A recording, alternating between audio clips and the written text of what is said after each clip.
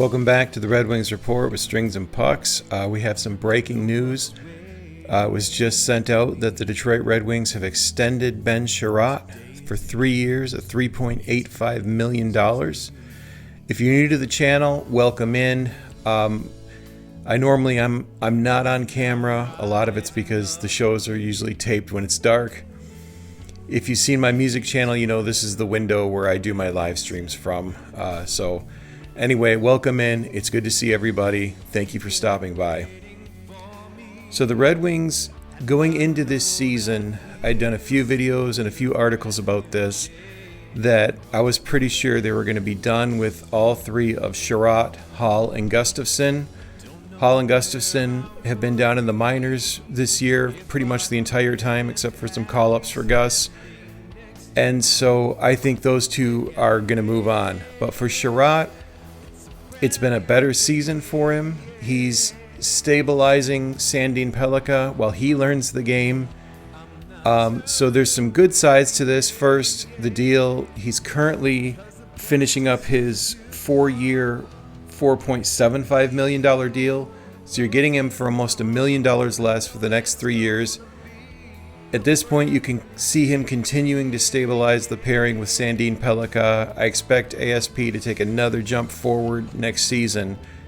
So right now, on the books, you have Seider signed, you have Johansson signed, you have Sandin-Pellikka signed, and now you have Chiarot. So you've got those 4D locked down. Edvinsson, he's an RFA. Jacob Bernard Docker is an RFA. And then you've got the guys in Grand Rapids, Boyum, Wallander, and Tuomisto. So the positive of this is Chiarot's been more stable for you this year. The free agent market's not great this summer, and now you've got 4 guys locked down. Assuming you get Edvinsson locked down, there's no reason to think that deal doesn't get done to extend him. You've got 5 of your D locked down for next season. What is interesting to me is, one, the timing, because Yzerman's supposed to be working the trade market like crazy with targets like Justin Falk, Dougie Hamilton, and a few other people that they've been looking at.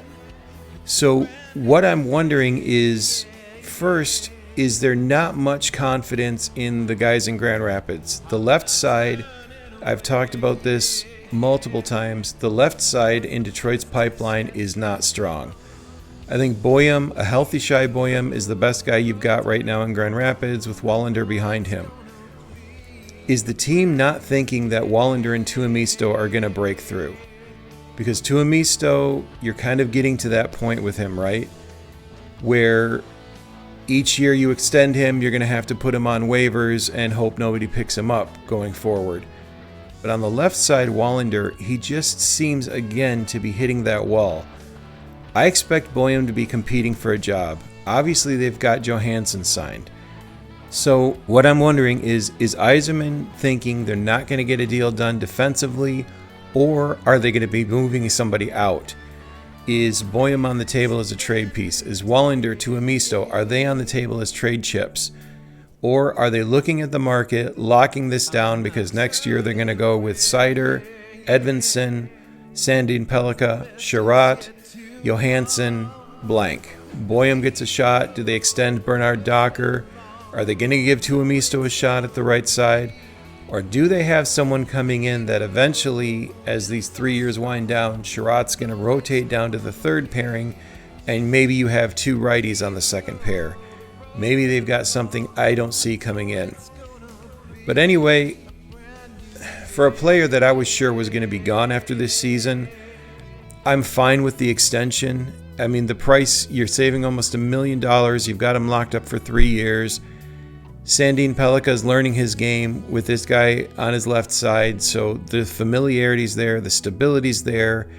You keep him from testing the market, but it's really got me wondering, do they think they can't get anything done defensively on the trade market coming up? Or are they looking at a rental player that might not be here for next year?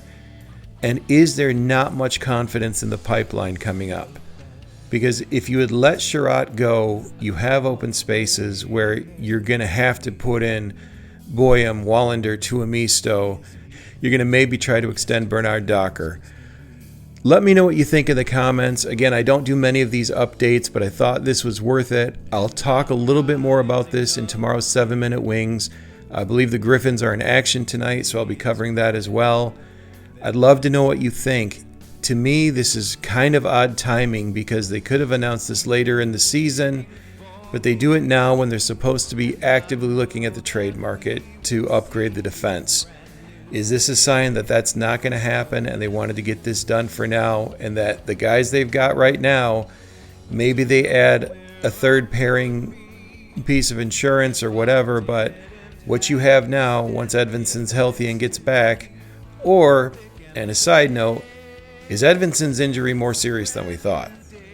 Let me know what you think in the comments. Again, it's fun to do this. I don't get to do these updates much, and I don't get to be on camera much because of the time when I'm recording. So it's great to see you all. Thanks for stopping by. This was your update. Make sure you catch today's 7-Minute Wings. Like, subscribe if you haven't, and I'll talk to you soon. A brand new day, yeah.